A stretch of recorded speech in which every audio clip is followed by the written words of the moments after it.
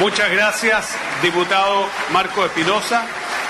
Ofrezco a continuación, en representación de la bancada de la Unión Demócrata Independiente, la palabra al diputado Cristian Letelier hasta por 5 minutos.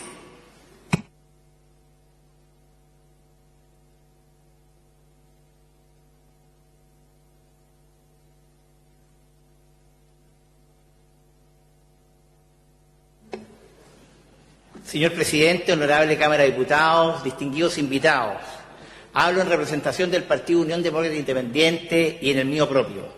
Hablar del Partido Radical es referirse a la más genuina de la historia política de Chile.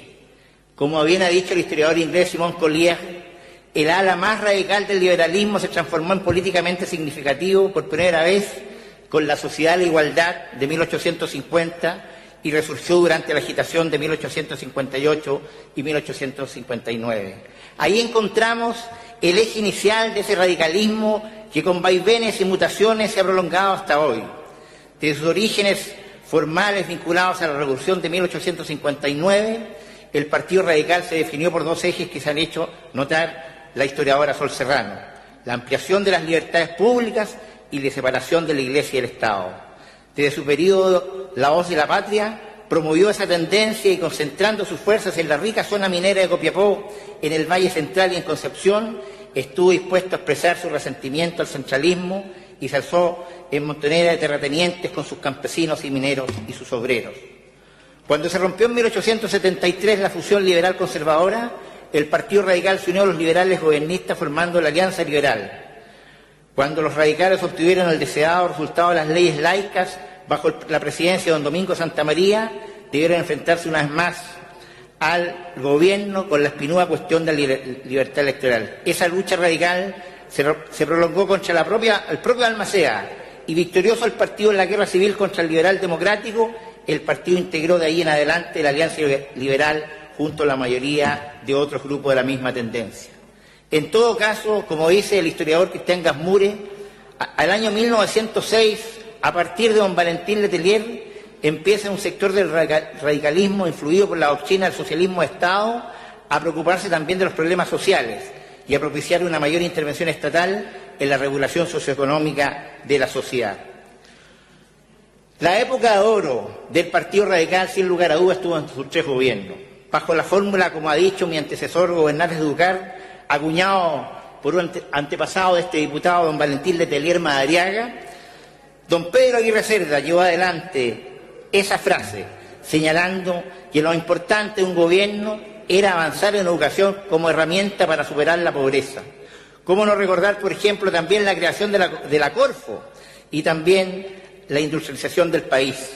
Su sucesor, don Juan Antonio Ríos, continuó su legado poniendo énfasis en la producción y el fortalecimiento de la industria nacional. Don Gabriel González Videla inició y prosiguió con el programa de la Corfo y con el petróleo de Concón y la industria azucarera nacional de ANSA. No cabe duda que la obra visionaria del presidente González Videla estuvo en la incorporación de la mujer a la vida política.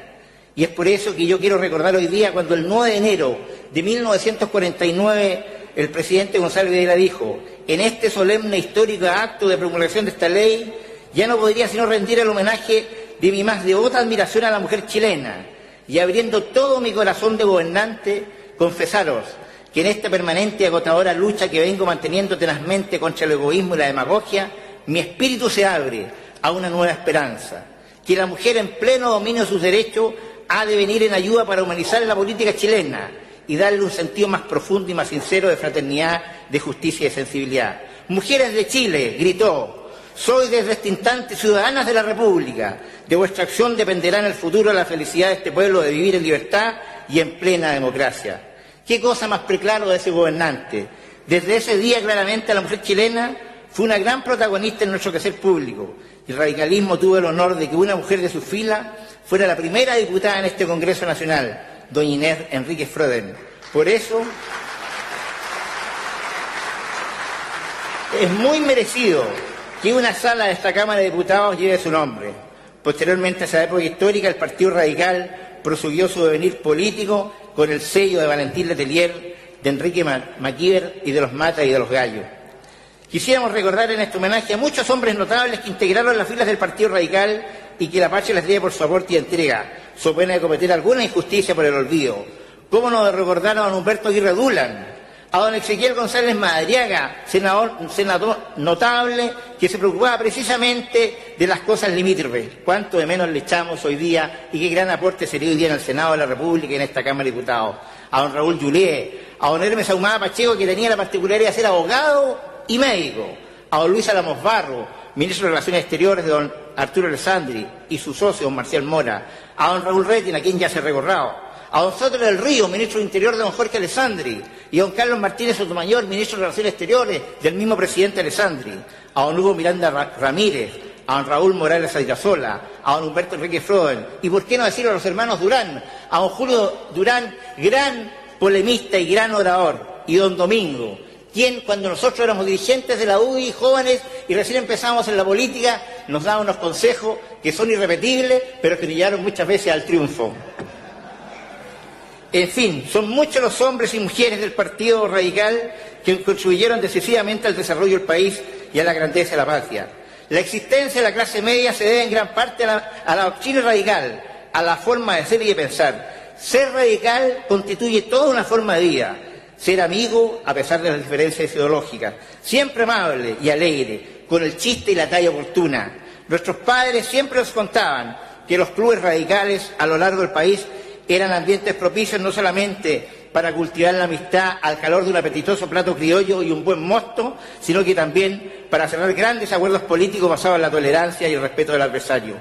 Por eso nuestro homenaje como UDI y como independiente, para sincero en estos 150 años de existencia del Partido Radical, a su dirigencia nacional, a sus parlamentarios, especialmente a quienes hoy son nuestros colegas en la Cámara de Diputados, a sus dirigentes provinciales y regionales, deseándoles que para bien del país sigan existiendo por muchos años más. He dicho, presidente.